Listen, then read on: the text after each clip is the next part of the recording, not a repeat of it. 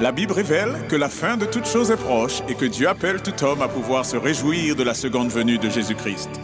L'objectif de cette présentation est de vous préparer à être du nombre de ceux qui gardent les commandements de Dieu et le témoignage, la foi de Jésus-Christ. Le sujet que je vais vous présenter cet après-midi a pour titre « La controverse et votre santé ». Présentez vos corps en sacrifice, nous dit Romains 12, verset 1. Slide suivante. Alors, il y eut un combat dans le ciel. Michel et ses anges combattaient contre le dragon. Et le dragon combattait avec ses anges. Et ils ne furent pas les plus forts. Et leur place ne se trouva plus dans le ciel. Et le dragon, le serpent ancien, appelé le diable et Satan, celui qui séduit tout le monde, fut précipité sur la terre, et ses anges furent précipités avec lui. Quand Satan est venu sur la terre, il n'était pas aussi intéressé par cette planète, mais il était plus intéressé par les hommes, par Adam et Ève. Il voulait un royaume pour régner. Et un royaume est composé de sujets, n'est-ce pas? Aussi bien que des biens immobiliers. Adam et Ève étaient définitivement des sujets spéciaux, puisqu'ils ont été créés à l'image de Dieu. Puisque Dieu a donné à l'homme le pouvoir de choisir, il a pu choisir son maître. Si Satan pouvait faire que ces gens le suivent, au lieu de suivre Dieu, il aurait son royaume. Avec la chute d'Adam et Ève, la controverse entre Satan et Dieu est devenue une chose beaucoup plus pertinente pour quiconque serait né plus tard dans la famille humaine. Donc ce monde devenait maintenant la domination de Satan. Et tout semblait désormais désespéré pour ses habitants. Mais Dieu avait un plan que nous connaissons tous, qui impliquait le rachat de ce monde et les habitants qui choisiraient de le suivre. Cela ne pourrait être fait qu'à un prix infini. Cela signifierait la mort du Créateur lui-même. Avec la mort de Jésus, sur la croix, chaque homme a reçu le pouvoir de choisir quel roi il servirait. Nous prenons cette décision tous les jours dans les choix que nous faisons. Cela rend nos processus de prise de décision extrêmement importants pour nous. Et c'est pourquoi Dieu nous a donné des informations sur la façon dont nous pouvons garder notre esprit qui fonctionne correctement. La condition du corps, dans son ensemble, sera souvent un baromètre de l'état du cerveau. Et ça, on va le voir plus tard. Le cerveau qui est le centre de décision. C'est parce que le corps et le cerveau dépendent de la même nourriture, de l'oxygène, de l'eau pour survivre. Un corps sain est important pour un esprit sain et qui fonctionne bien. Et un esprit sain qui fonctionne bien est absolument essentiel pour prendre de bonnes décisions. L'homme a été attaqué et dégradé pendant 600 ans de péché. Nos corps et notre esprit ne sont pas aussi puissants que ceux d'Adam. Nous ne pouvons pas nous permettre de ne pas tenir compte du conseil de Dieu. Nous ne pouvons pas dépendre de la philosophie humaine ou de la science médicale. Plusieurs fois, ils peuvent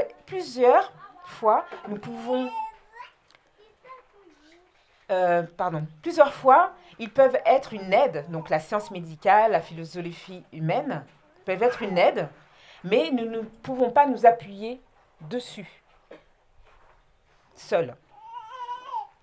Dieu a créé notre corps, il sait mieux comment prendre soin de nous. Donc le champ de bataille sera notre corps.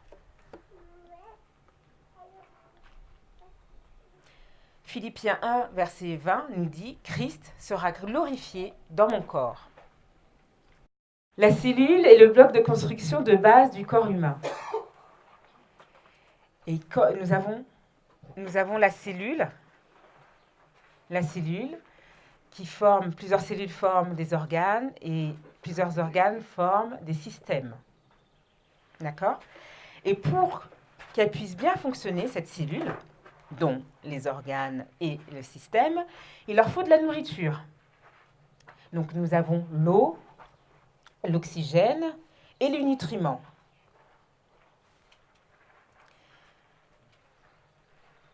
Les chrétiens ont besoin aussi, on compare avec les chrétiens, ils ont aussi besoin de la prière, qui est l'oxygène, de l'étude de la Bible, la nourriture, et de l'eau de vie.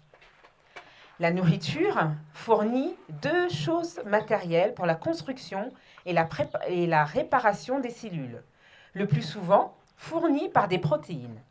Le matériel pour la conservation en énergie, généralement fourni par les glucides et les graisses. Ce n'est que pendant des périodes de famine que la protéine est utilisée comme source d'énergie.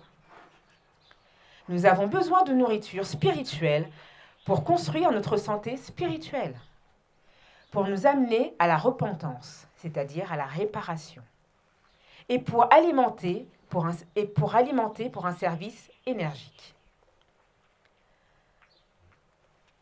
Slide suivante. Non. Retourne en arrière. La nourriture est décomposée pendant le processus digestif.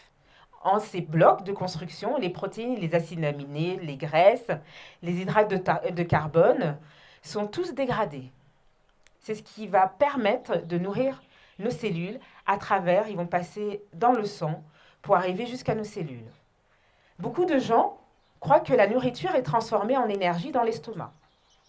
Mais ce n'est pas le cas. La décomposition de la nourriture est un petit nutriment absorbable de produits dans l'estomac et dans l'intestin grêle.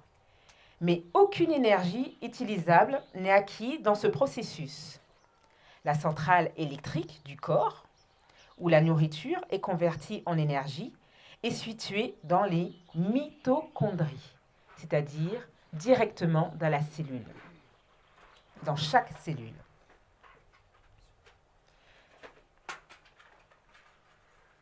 On peut l'assimiler à un pasteur qui offre la nourriture spirituelle de la parole de Dieu à la congrégation.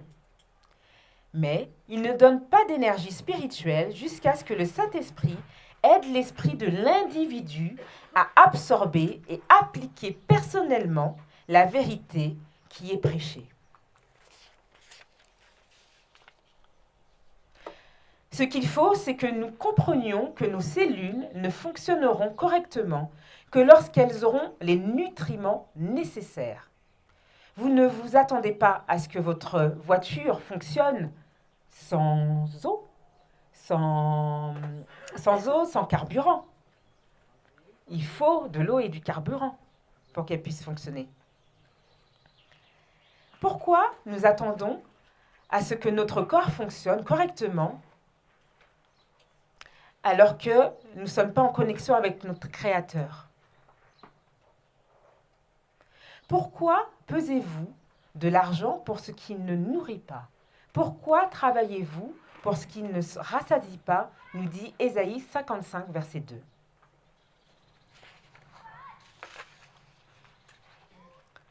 Tout à l'heure, je vous ai parlé de bataille qu'il y a.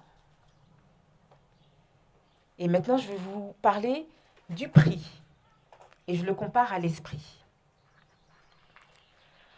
Quand nous considérons que c'est par le système nerveux que nous sommes capables de voir, d'entendre, de sentir, de parler, de respirer, donc la slide suivante, donc le système nerveux,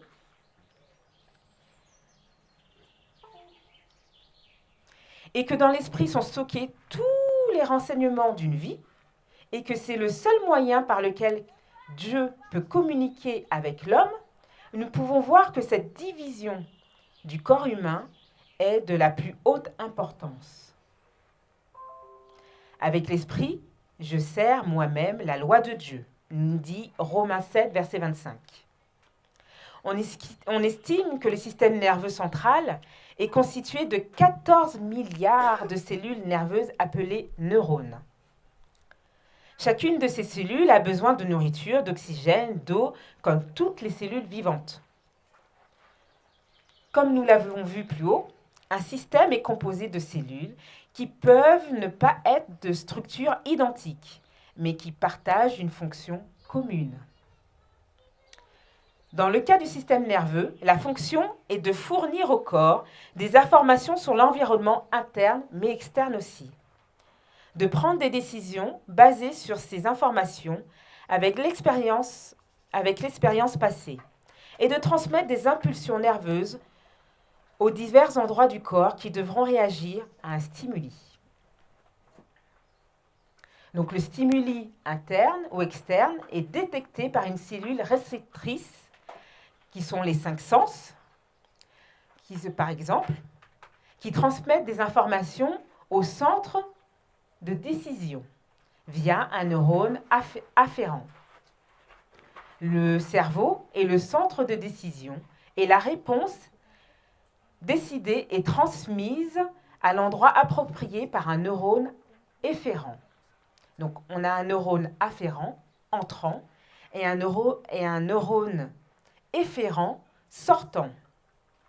Cela nous rappelle que le Christ est le chef de l'Église et que sa volonté est transmise aux membres appropriés de son corps par la capacité de réseautage du Saint-Esprit.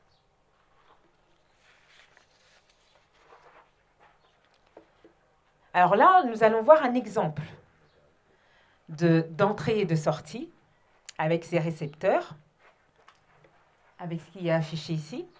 Donc le récepteur, dans cet exemple, est l'œil, le nerf afférent est le nerf optique, et le nerf efférent est un nerf moteur qui descend de la moelle épinière vers un moteur se terminant sur un muscle dans sa jambe. Alors, est-ce que vous voulez que je pointe ou c'est bon? Non, c'est bon? D'accord. Donc la réponse est de contacter le muscle qui nous amène à nous éloigner de la balle venant en sens inverse. Comme vous pouvez le voir, cela a été considérablement simplifié. En réalité, il y aurait des centaines ou des milliers de signaux entrant et sortant en même temps.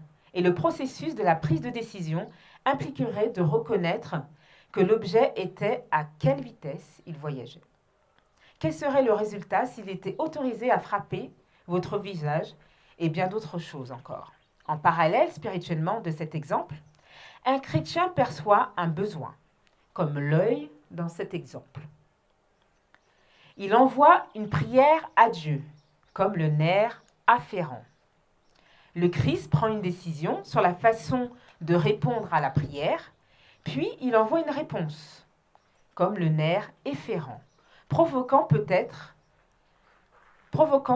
la personne qui a perçu le besoin d'être un moyen de pouvoir à ce besoin. Donc il envoie une personne où il peut y avoir... le Seigneur peut mettre devant nous une personne qui va répondre à notre prière ou par le biais de la nature. Il utilise nos prières et nos actions pour communiquer avec nous.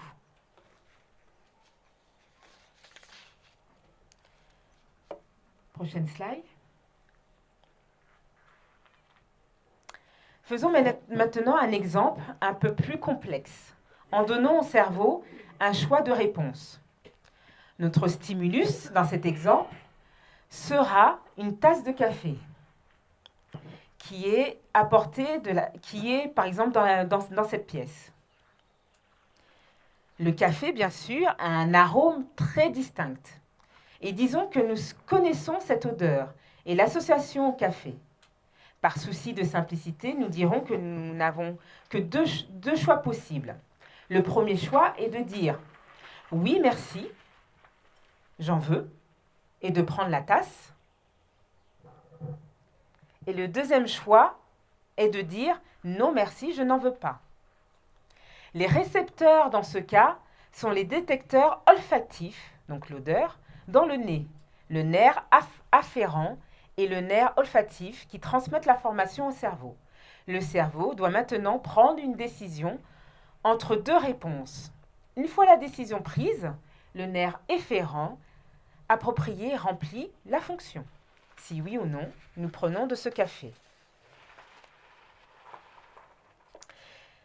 Le Seigneur nous a dotés de facultés et d'un pouvoir de l'esprit, d'accepter ou de refuser. Nous avons le choix. Et dans ce que je vous ai décrit, c'est le mécanisme que le Seigneur emploie pour nous laisser le choix, en fait. On est capable de dire oui ou de dire non. Et c'est en cela que nous avons des facultés qu'il nous faut développer. Donc nous devons développer la volonté et le self-control. Donc dans notre expérience précédente, la décision de boire ou non du café est influencée soit par la plus faible puissance de l'appétit, soit par le pouvoir supérieur de la raison et de la conscience. L'appétit vous dit que le café a bon goût, du moins en ce qui concerne certaines personnes, alors que la raison et la conscience vous disent que c'est nocif pour vous et que vous ne devriez pas le boire. Le pouvoir qui prend la décision s'appelle la volonté, la capacité de faire des choix ou d'exercer la volonté est distinctement humaine. Les animaux n'ont pas les pouvoirs les plus élevés qui leur permettent de prendre des décisions en fonction de ce qui leur convient le mieux. Ils sont gouvernés par les puissances inférieures qui disent de cela Ils sont gouvernés par les puissances inférieures. Donc ça peut être les personnes qui disent ben oui, j'en veux de ce café. Donc ils cèdent à l'appétit.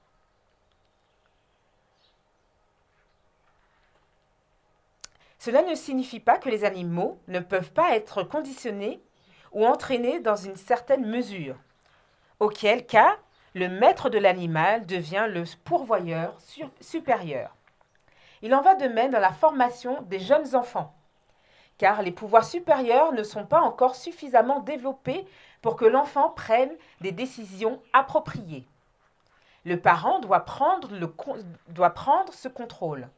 Le parent doit utiliser ses pouvoirs supérieurs pour aider l'enfant à prendre des bonnes décisions. Malheureusement, dans notre monde aujourd'hui, même par les chrétiens, ces puissances supérieures ne sont pas correctement développées et prises en compte. Quand on parle de puissance supérieure, je veux dire la volonté et le self-control.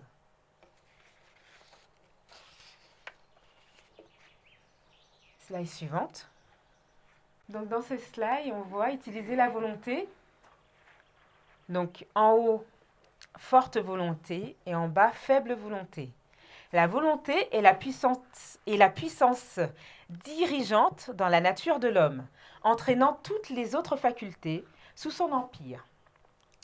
La volonté n'est pas le goût ou l'inclination, mais c'est le pouvoir de décision qui travaille dans les enfants, les hommes, à l'obéissance de Dieu ou à la désobéissance.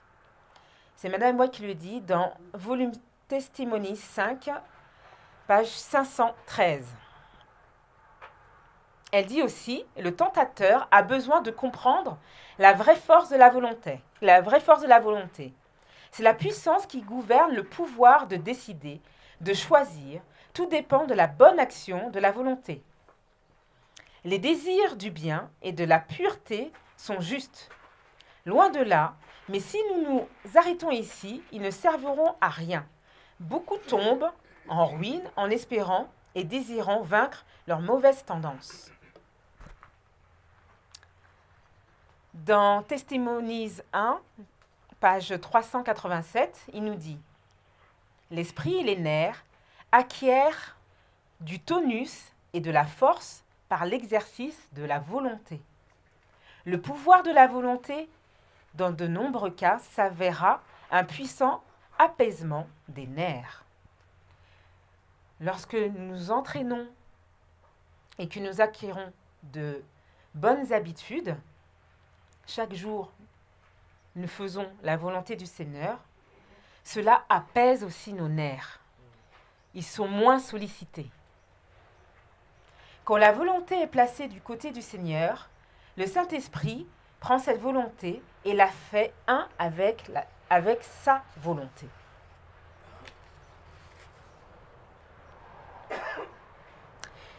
Il a été constaté que lorsque nous prenons des décisions, nous établissions des voies nerveuses dans le cerveau. Chaque acte de vertu ou de vice laisse une marque indélébile. Comme nous continuons à prendre ces mêmes décisions, ces voies préférées augmentent physiquement en diadème. Avec une augmentation de la taille, vient une diminution de la résistance au flux électrique. Ceux-ci sont maintenant devenus des habitudes et une fois établis, ils sont très difficiles à surmonter.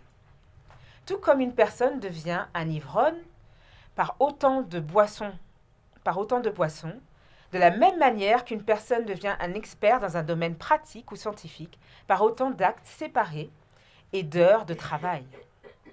D'un côté, nous exerçons notre volonté à faire, par exemple, dans le domaine scientifique, à faire des analyses, par exemple. Et d'un autre côté, donc ce sont des bonnes habitudes de travail. Et d'un autre côté, nous avons, par un sentiment d'infériorité, par une solitude, vous avez des personnes qui vont prendre de l'alcool et ça va devenir une habitude, un besoin, et ça va devenir un besoin vital. Donc reprenons notre exemple pour montrer ce qui se passe dans l'établissement d'une habitude. Imaginons que nous continuons à accepter le café. Comme le montre le dessin, la mauvaise habitude est renforcée par l'exercice, tandis que la bonne habitude s'atrophie ou se rétrécit. Dieu nous a donné le secret pour surmonter les voies préférentielles indésirables.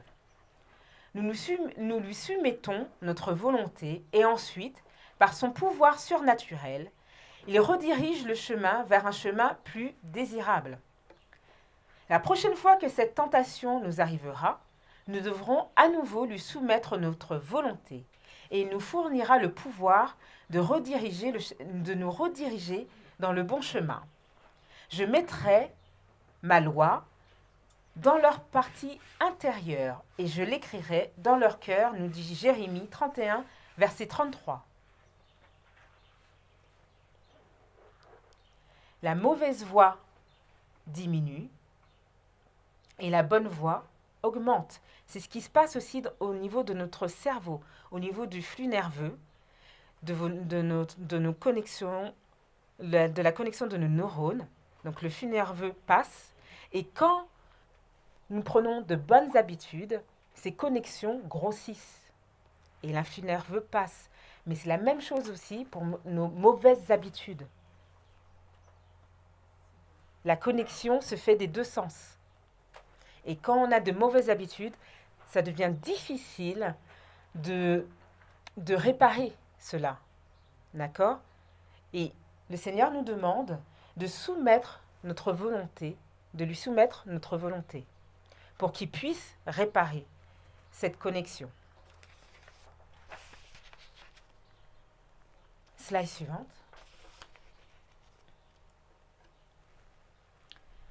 Car Dieu ne nous a point donné un esprit de timidité, mais de force et de charité et de prudence, nous dit 2 Timothée 7, verset 7.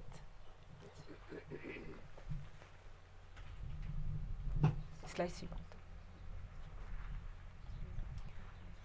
Il y a une relation étroite entre notre cerveau et notre ventre. Et on va dire notre intestin. Slide suivante. Non, reviens juste avant. avant d'arriver justement à ces intestins, on voit sur la photo là, donc une coupe du cerveau où on a le siège de la conscience, le lobe frontal. D'accord? C'est aussi là où on prend nos décisions. D'accord? Et c'est là qu'il y a guerre pour nous. Parce qu'on voit dans le monde que tout est fait pour solliciter ce lobe frontal et amoindrir nos décisions.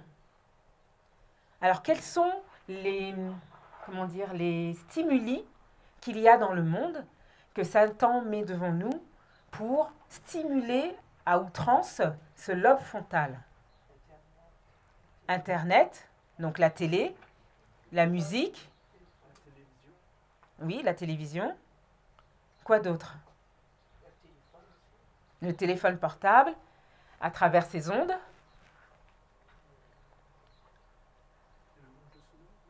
Le manque de sommeil. Oui, oui, quand on manque de sommeil, nos décisions, on n'est pas concentré, tout à fait.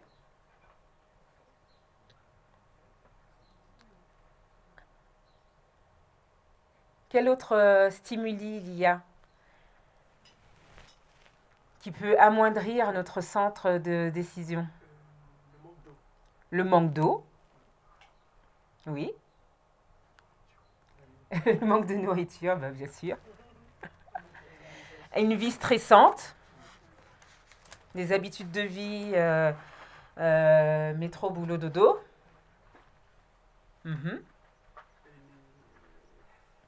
La cigarette, l'alcool, la drogue, la pollution aussi, les perturbateurs endocriniens.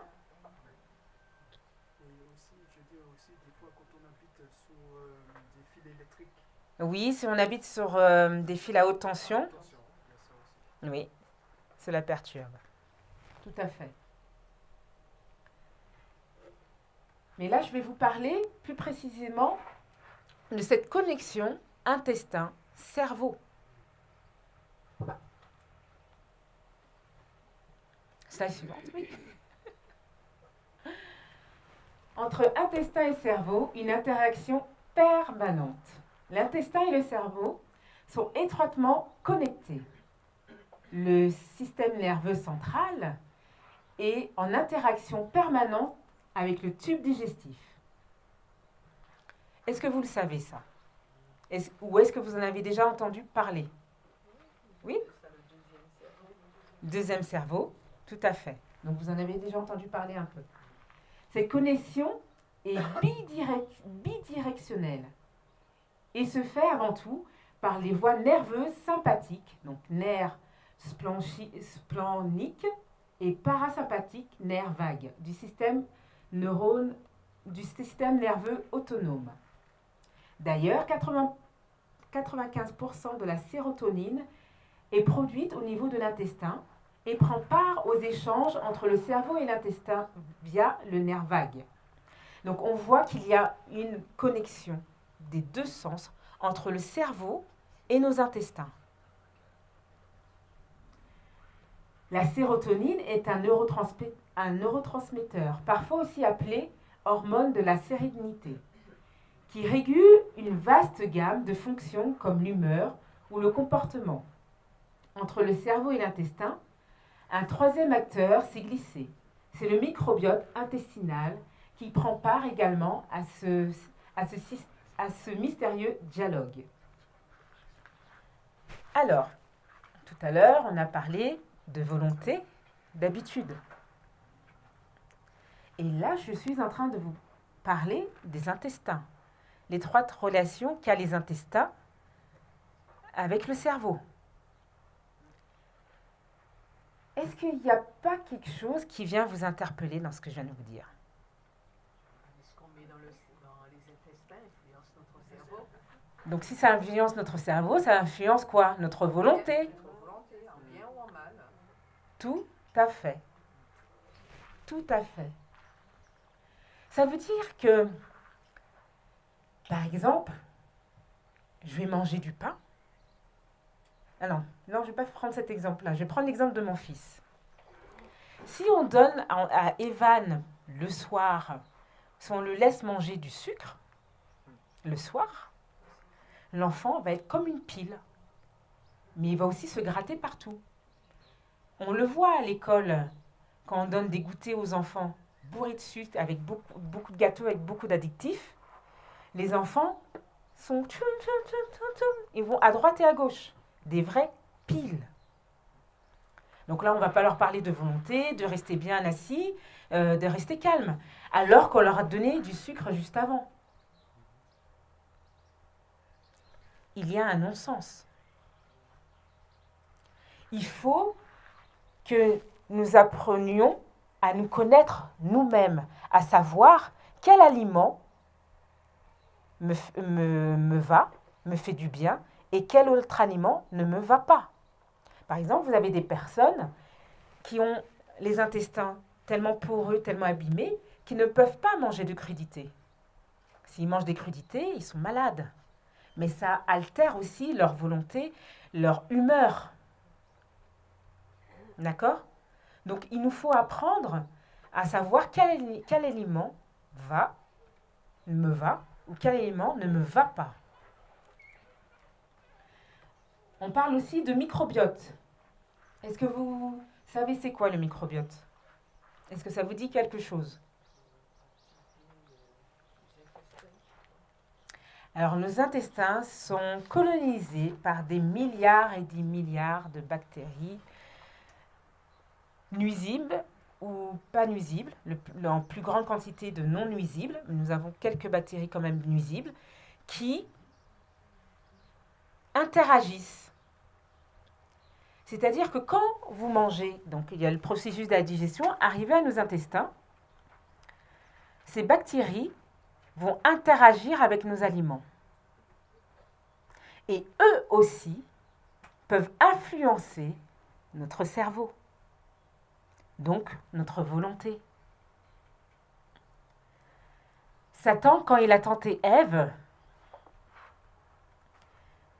c'est pas pour rien qu'il est passé par l'alimentation. Ce qu'il a touché là, mais à la fois ici. D'accord ? Notre ventre. Mais Dieu merci, le Seigneur nous donne la solution. Il nous dit de soumettre notre volonté à sa volonté. Et c'est là la clé. C'est la soumission de notre volonté au Seigneur. Slide suivante. Quel est le rôle du microbiote intestinal sur le stress, l'anxiété et la dépression ? Car nous sommes dans une société où de plus en plus les gens sont stressés, anxieux et dépressifs. Oui ou non ? Oui, de plus en plus. Même si les mécanismes ne sont pas encore clairement élucidés, on sait que le microbiote intestinal agit sur le cerveau par les voies sanguines et nerveuses via la sécrétion et la libération de certaines molécules. Dans le corps, il y a des échanges. Et notre microbiote, ces micro-organismes sécrètent des substances qui vont aller dans le flux nerveux et dans le sang et vont aller directement, vont être décryptées par le cerveau. Et c'est pour cela que si, par exemple, si mon enfant mange du sucre, tout de suite, le microbiote va interagir et l'information va aller au cerveau et ça va être un stimulus. Cette communication intestin-cerveau a conduit les chercheurs à s'intéresser aux liens possibles entre un déséquilibre au niveau du microbiote intestinal et certains troubles psychiques fréquemment rencontrés comme le stress et l'anxiété. Première découverte, le microbiote intestinal semble avoir un effet modérateur sur la réponse du stress. Chez les souris, axénique, donc sans microbiote intestinal, une recherche a montré une hypersensibilité au stress, avec une augmentation de la concentration sanguine d'une hormone liée au stress, le corticostérone, donc du cortisol, chez ces animaux. En corollaire, d'autres études ont montré que l'administration de bactéries probiotiques à des rats et des souris permettent d'atténuer la libération de corticostérone provoquée par des situations stressantes. Là, on est en train de nous dire que si notre microbiote est pauvre en micro-organismes, on sera plus sensible au stress. Et n'importe quel stress. Alors que si notre microbiote est riche en micro-organismes, nous pourrons gérer ce stress. Et cela a été démontré dans cette étude qu'ils ont fait avec les souris. Slide suivante. Des études ont également constaté des modifications de la composition du microbiote intestinal chez les rongeurs présentant un comportement dépressif. Chez l'homme, la présence d'une dysbiose chez les patients dépressifs a également été examinée. Là, on est en train de nous dire que la dépression, l'anxiété, le stress est lié à quoi? À une dysbiose intestinale, à un manque de micro-organismes. Ira nous disait ce matin que le Seigneur, quand il a mis Adam et Ève, il a mis Adam et Ève dans le jardin d'Éden. Mais c'était pour les instruire, pour les enseigner. La nature est là pour nous instruire et nous enseigner. Et vous avez des chercheurs qui ont démontré que la nature, les arbres, communiquent entre eux. Par quel intermédiaire communiquent-ils? Par leurs racines, ils sont connectés.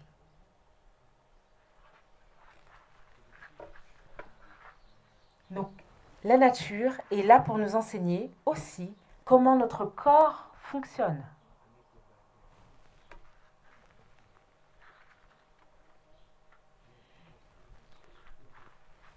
Et quand on regarde bien, la terre, nous sommes faits de terre, est constituée de quoi? Tous les sels minéraux qui se trouvent dans les aliments. Les sels minéraux. Tout ce qu'on a, potassium, calcium, magnésium, etc. Mais plus encore. Il y a aussi les vitamines. L'air, l'oxygène, oui, ce ne sont pas des mauvaises réponses. Mais il y a une chose qu'il y a dans la terre et dont on est formé. Ah oui. Oui, des mêmes minéraux. Mais qu'est-ce qu'il y a? Il y a des bactéries, des micro-organismes. Comment? Du sélénium. Et ça, quand la terre est dépourvue de micro-organismes, c'est une terre qui est pauvre. C'est pareil pour nos intestins. Quand c'est dépourvu de micro-organismes, nous sommes sujets au stress, à la dépression et autres maladies.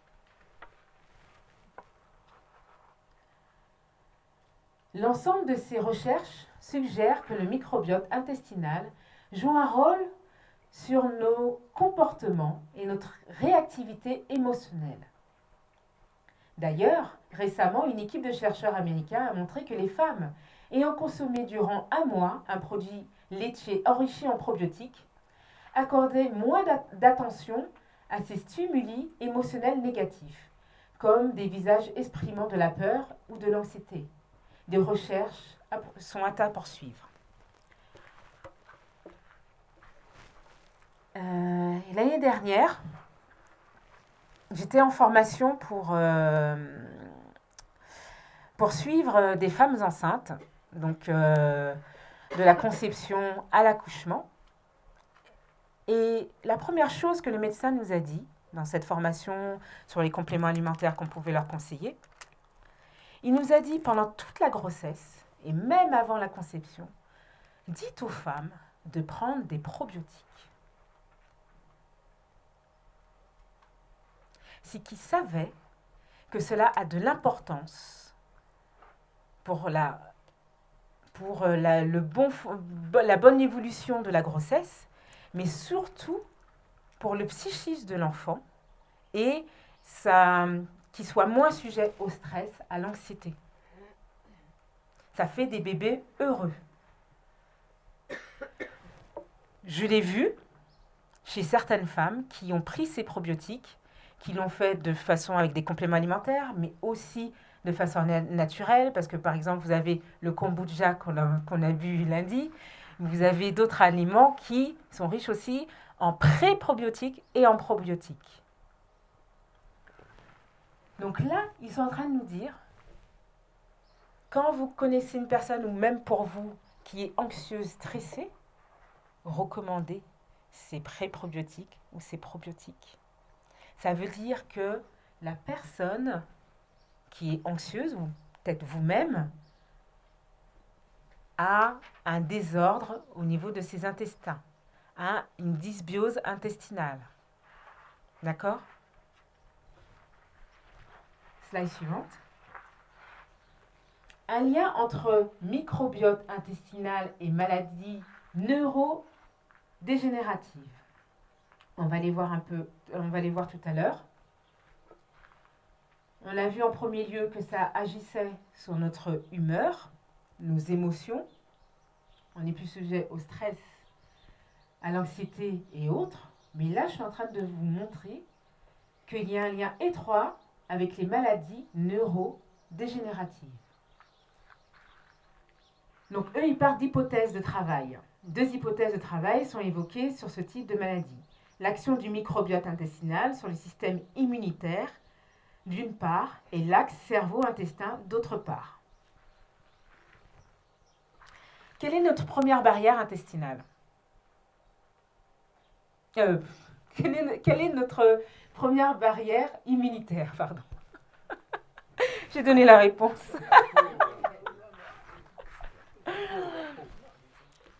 La peau, et en second lieu, le système lymphatique. Oui, parce qu'il a dit la peau. Oui, mais justement, on a la peau, mais le système lymphatique est juste en dessous, justement. Oui. Et en deuxième, nous avons le système immunitaire qui se trouve dans les intestins. Ce qui veut dire que quand vous avez des personnes qui ont une maladie neurodégénérative, il faut qu'ils aillent regarder aussi du côté de leur intestin. Comment ça se passe ? Qu'est-ce qu'ils mangent ? Quel aliment mangent-ils qui interagit avec leur microbiote ? Comment sont nourris ces micro-organismes qui sont à l'intérieur de nous ? Slide suivante. On va voir l'exemple de la sclérose en plaques. Donc, dans la sclérose en plaques, les hypothèses à date sont fondées sur des études expérimentales conduites chez l'animal uniquement. Donc, sur cette source, ils disent conduite chez l'animal uniquement. Mais moi, je vous dis que aux États-Unis, l'expérimentation a déjà été faite sur les êtres humains, et avec grand succès. Les données sont encore indirectes, mais le microbiote intestinal pourrait jouer un rôle dans l'apparition ou le développement de la maladie, de par notamment ses fonctions immunitaires. Les mécanismes complets en cause ne sont pas encore clarifiés. Des études sont en cours chez l'homme pour rechercher l'existence de potentielles dysbioses dans la sclérose en plaques. Mais des études montrent que le système immunitaire de ces personnes qui ont la sclérose en plaques est drôlement attaqué au niveau intestinal. Oui, parce que c'est à cause de la porosité intestinale, en fait. C'est une maladie auto-immune. Ça C'est à cause de la porosité intestinale, notamment. Voilà. La porosité, on parle de porosité intestinale, c'est-à-dire qu'au niveau des intestins, la jonction, au lieu d'être serrée, va être ouverte. Et les grosses molécules, donc les grosses protéines, vont passer et aller directement dans le sang et enflammer l'organisme.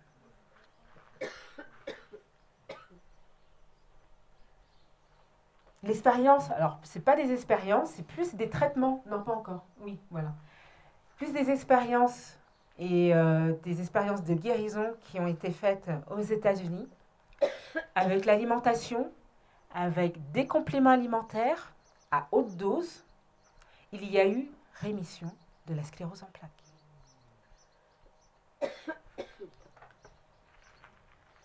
Slide suivante. Pour la maladie de Parkinson, une étude finlandaise récente a mis en évidence des différences notables entre la composition des personnes atteintes de la maladie de Parkinson et un groupe témoin. Dans cette étude, la relative abondance d'entérobactéries chez les patients atteints de la maladie de Parkinson a été associée positivement à la sévérité des symptômes d'instabilité posturale et de difficulté à la marche. Une autre étude a montré une altération de la barrière épithéliale intestinale chez les personnes atteintes de Parkinson. Donc là encore, on voit que la barrière intestinale, si elle est poreuse, c'est-à-dire qu'elle laisse passer les grosses molécules, peut entraîner chez certaines personnes la maladie de Parkinson. Alors ça ne se fait pas du jour au lendemain.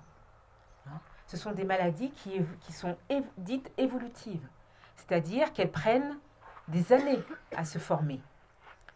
Mais pendant qu'elles se forment, il suffit qu'il y ait une émotion énorme, un décès par exemple, ou une perte de travail, pour que la maladie pointe son nez. Mais elle est là depuis longtemps. D'accord ? Cette destruction de la barrière intestinale, elle ne se fait pas du jour au lendemain.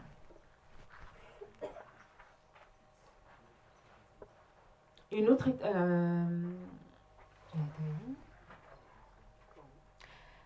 C'est également le cas pour la maladie d'Alzheimer, où les chercheurs s'attachent à mieux comprendre les liens entre fonctionnement du microbiote intestinal et des dérèglements qui surviennent au cours du vieillissement normal de la maladie d'Alzheimer.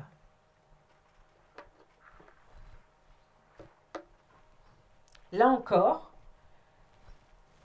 j'ai des études et des vidéos qui montrent, par exemple pour la maladie d'Alzheimer, qu'il est possible maintenant aux États-Unis d'inverser la maladie. Alors dans cette maladie, il y a 7 stades, d'inverser la maladie jusqu'au niveau 5. Et rien qu'avec l'alimentation, les compléments alimentaires, l'entourage, l'amour de ses proches, les personnes ont inversé leur maladie.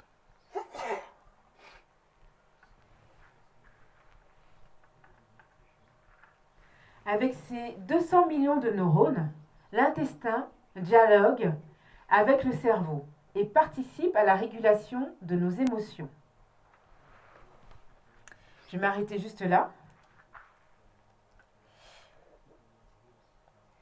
Sachons que, par exemple, si nous mangeons un aliment qui ne nous convient pas, et que après, par exemple, la pause de midi, on va manger, on mange, on revient, et un collègue peut nous dire quelque chose qui ne nous plaît pas. Et tout de suite, on va prendre la mouche. Est-ce qu'on n'a pas mauvais caractère ? Qu'est-ce qui s'est passé là ? Est-ce que ce qu'on n'a pas mangé à midi ne nous a pas irrités, qui fait que quand le collègue va venir nous parler, on va mal le prendre ?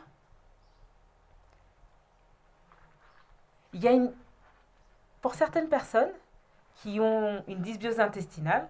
Il y a eu des études qui confirment ce que tu dis. Oui. Mm. Oui, je voulais dire, hier nous avons parlé du plan de 2 repas par Mhm. jour. Et dans mon expérience, toutes les fois, parce que c'est vraiment Dieu qui m'a conduite là, parce qu'à un moment je me suis retrouvée, alors qu'auparavant c'était pas ici, aimant plus le sucre que d'habitude, Oui. jusqu'à en devenir addict. Mhm. Et Dieu m'a montré très clairement, en mangeant le repas le plus important le matin, Mhm. en choisissant de bons aliments, Mhm.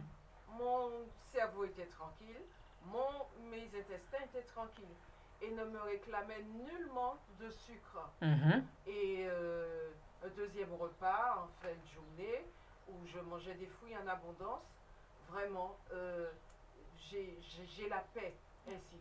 Mais c'est vrai que chaque fois que je change de cadre, ou bien qu'il y a des gens qui Mhm. interfèrent, qui viennent à la maison, tout est bouleversé et je repars Mhm. dans le système. Et je me suis dit, c'est certainement, parce que Dieu il sait toutes choses, Oui. et c'est certainement ce plan-là qu'il a mis en place, puisqu'il nous dit le repas le plus important le matin. Oui. Et c'est certainement lui qui nous apporte le plus d'éléments nécessaires pour combattre toutes les tentations de la journée. Tout à fait. Oui. Tout à fait, tout à fait. Alors, ce que je suis en train de vous dire ne veut pas dire d'excuser l'attitude. Parce que je vous ai dit au départ que nous devons soumettre notre volonté à Christ. Soumettre la volonté, c'est rentrer dans le plan de Dieu. Tout à fait. Soumettre la volonté, c'est rentrer dans le plan de Dieu. Que ce ne soit pas nos émotions, que ce ne soit pas notre ventre qui dirige notre cerveau, mais bien la volonté. On fait un choix de suivre le plan de Dieu. Tout à fait.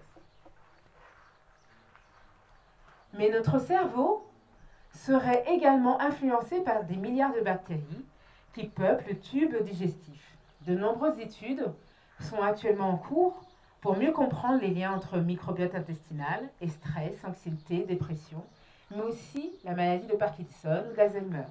Ces recherches suscitent de grands espoirs quant à un meilleur diagnostic et accompagnement de ces maladies. Slide suivante. La savante du Seigneur nous dit ceci. Les tentations auxquelles Christ a résisté étaient celles que nous trouvons si difficiles à supporter.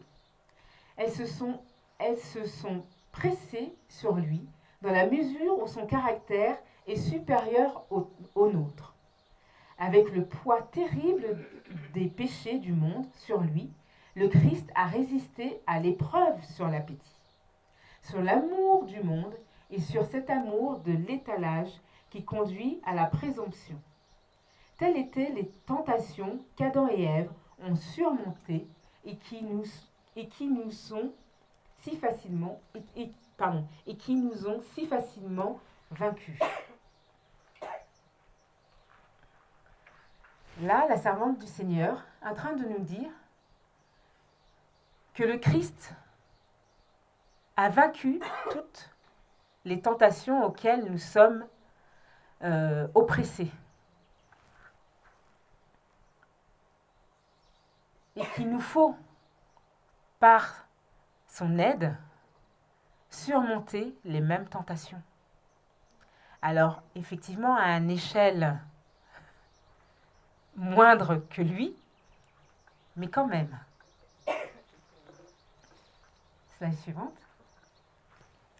Avec le Christ, comme avec le couple sacré d'Éden, l'appétit fut la base de la première grande tentation. Juste là où la ruine a commencé, le travail de notre rédemption doit commencer. Comme par l'indulgence de l'appétit, Adam est tombé. C'est donc par le déni de l'appétit que le Christ doit surmonter. Donc nous avons une victoire ici. Et pas des moindres. Ah, facile. Pas facile de soumettre notre volonté à celui du Seigneur. Violent. Mais Christ nous montre, regardez, j'ai vaincu. Mais, pardon. Oui, Tout le temps où on mange comme on veut, on n'a pas de combat. Mais du jour où on essaye de soumettre, on décide de se soumettre oui, à la volonté de Christ, c'est là que la bataille est évidente. On se rend compte, on se dit, tiens, je croyais que j'étais tempérante. Et tout d'un coup, donc il faut passer par ce chemin-là. Par ce chemin-là, donc cette prise de conscience. Ouais. C'est quand on prend conscience de la chose qu'il y a un choix à faire Et la bataille Et- est violente. et la bataille commence. Ah oui. Mais là, on a un appui. Il faut vraiment s'appuyer sur le Seigneur. Et il faut vraiment lui demander son secours, son aide, pour que dans notre vie, on puisse aussi vaincre sur cet appétit, sur cette explosion d'émotions, de caractère. Parce que nous voulons ressembler à Christ. Je dis cela parce que il n'y a pas très très longtemps que je suis rentrée dans le plan de repas. Juste quelques mois. Et c'est parce que j'ai été contrainte. Dans un sens, quand vous avez certaines douleurs et autres, et que tu pries, le Seigneur te montre, voici le chemin, marche-y. Et c'est le chemin de la guérison. C'est le chemin du renoncement. Et c'est à ce moment-là que vraiment on se rend compte comment cette chair-là, elle est dépravée, pourrie. Et elle est incapable de se soumettre à Dieu. C'est seul l'Esprit de Dieu qui peut nous donner la victoire. On sait ce qui est bon, ce qui n'est pas bon. C'est seulement Christ qui peut nous donner la victoire. Tout à Et fait. il faut rentrer dans cette bataille avec Christ. Mm. C'est une bataille par laquelle nous tous nous serons Ouais. obligés de passer. Tout à fait. Pour obtenir la victoire. Tout à fait. Tout à fait, tout à fait.